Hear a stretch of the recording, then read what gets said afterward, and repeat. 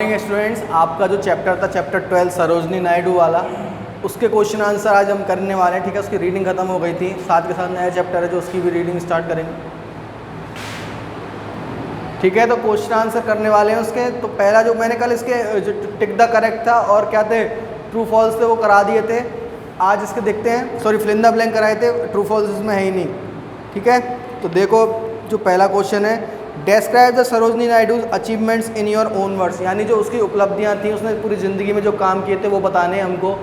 तो her first book a collection of poem titled the golden threshold, तो एक जो उसकी बुक थी, जो उनकी किताब थी, जो गोल्डन थ्रेशोल्ड नाम की, वो कब छपी थी? Was published in 1905। ठीक है ना, ये तो इसमें छपी थी। फिर क्या हुआ?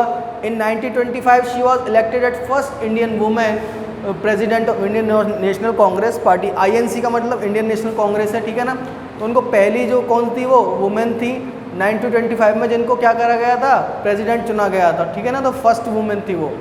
और she was the first governor of UP, और यूपी की वो कौन थी? First governor. ठीक है ना, फर्स्ट लेडी गवर्नर कर दो उसको।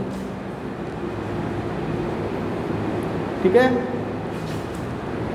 क्वेश्चन सेकंड देखो, what were her parents and brothers give a brief account of them, यानी जो उनके माता पिता कौन थे और वो क्या करते थे उनके बारे में बताना है।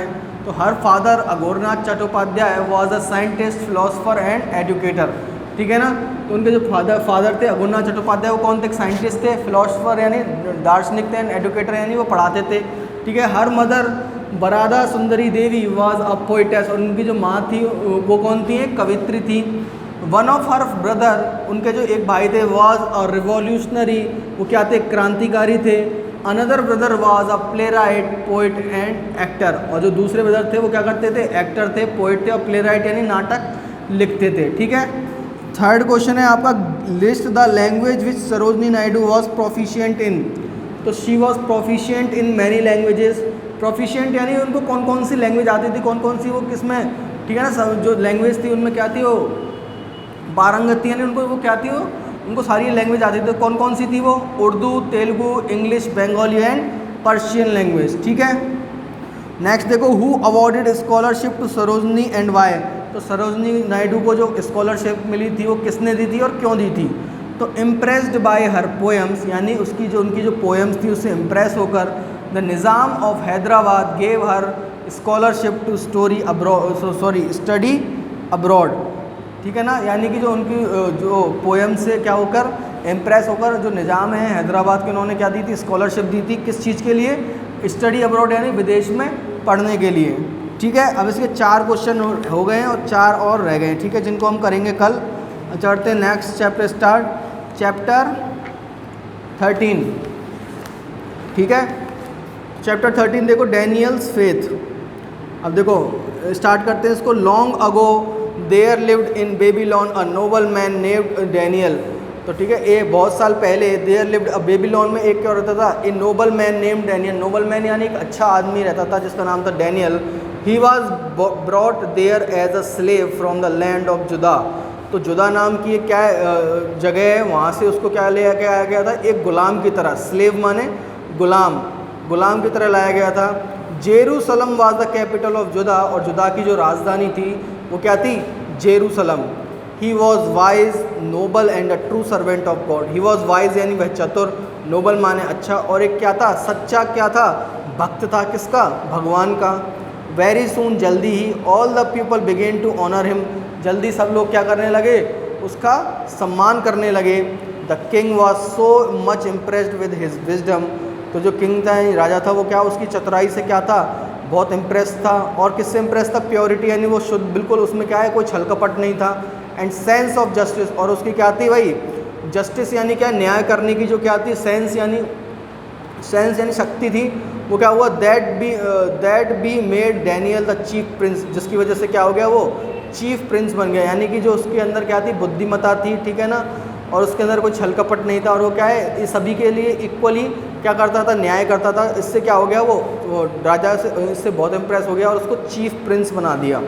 The king had many plans for him, राजा के पास उसके लिए कई प्लान्स थे। He wanted him to take charge of the kingdom, वो चाहते थे कि क्या है? राजा के बाद वो कौन चार्ज, जो इसका राजा बने? डैनियल। ठीक है, the other princes naturally grew jealous of him. भाई जब जो दूसरे जो क्या थे राजकुमार थे वो क्या हो गए, उससे जलने लगे, क्योंकि क्या है राजा उसको ज़्यादा पसंद करता था। They began to find faults in Daniel's way of ruling. और वो क्या है जो उसके काम करने का तरीका था उसमें क्या करने लगे, कोई खोट निकालने लगे, कोई ना कोई कमी निकालने लगे। But they fail to find any, लेकिन वो क्या है कोई भी कमी नहीं ढूंढ पाए। So they went to king Darius and said, तो वो किंग जो राजा डेरियस था उसके पास गए और बोले, लॉर्ड ऑफ द लॉर्ड्स, भगवानों के भगवान, we all have come to you for a royal law. हम आपके पास किस लिए आए हैं? रॉयल माने राजसी और लॉ माने क्या होता है? कानून। तो एक हम चाहते हैं कि आप क्या बनाओ, एक राजसी कानून बनाओ, ठीक है। द लॉ इज़ दैट, वह क्या होगा, नियम इस प्रकार होगा, if anyone asks for anything from God or man except you, he will be thrown into a den of lion's.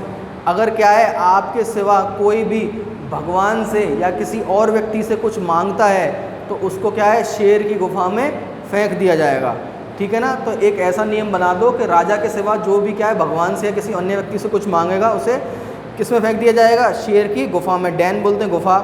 King Darius sign the law, और king Darius ने क्या कर दिया, उस लॉ पर साइन कर दिया, उसे अनुमति दे दी, ठीक है।